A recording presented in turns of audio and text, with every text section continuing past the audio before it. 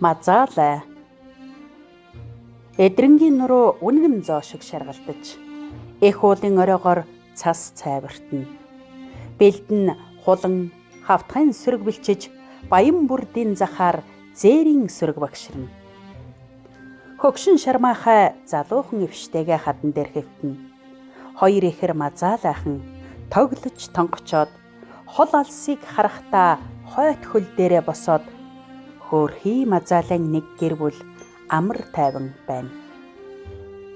Өндөр шигүү сухайн төглийн өгөөж нөмөртэй хадан агвад өнөр бүлээрээ ичээндээ өвлжиж, хаваржиж унтцгаана. Цуглуулж нөөцөлсөн хүн сомсдоход шармаахай аав нь ичээнээсээ гарч хаврын хатуу тарчих цагт хөлдөө хөрснөөс бажууны үндэс ухаж, хөөрхий аав шармаахай ичээрүүгээ зөөсөөр хүчээ сүлдтал хүнс цуглуулсаар хулган зурамтай залгалаа.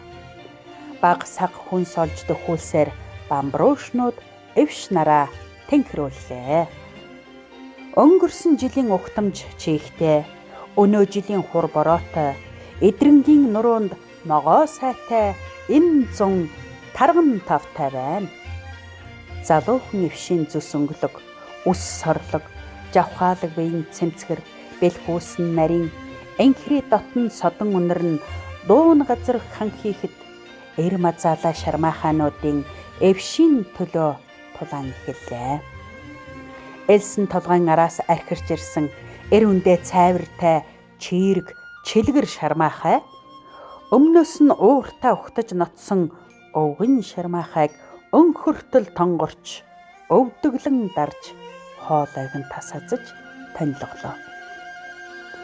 Эр бираараа аалхсан чирэг чилгэр шармаахай өндөр зэгзгэр эвшиг эзэгнэн ноололдно. Эвш шармаахай хоёрын шин амьдрал эхлэв. Арилхыг чадaltaй шалгардаг араатны ёс иймдээ.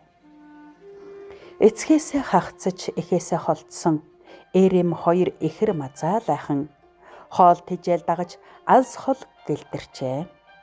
Хоргодох газар хайж 3 сар тэнжээ. Сүлдэж ядарсан хоёр мазаалайхан цөл гатлаж ажиллаж явсаар залуучууд, хүүхдүүд сэтгэл гаргаж байгуулсан Зармангийн бүрдийн мазаалайн хүрээлэнд ирлээ.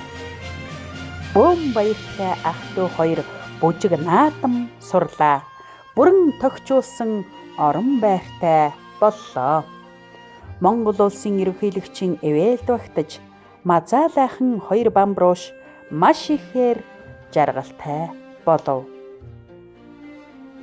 Монгол баавгай мазаалай удмаараа мөхлийн аюулаас аврагдав.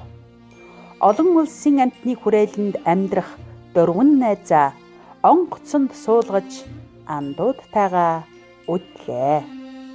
Өнөр олуулаа дахин уулзахын эрүүл тавьж өгөөмөр сэтгэлээр гар даллан үлдлээ. 2016 он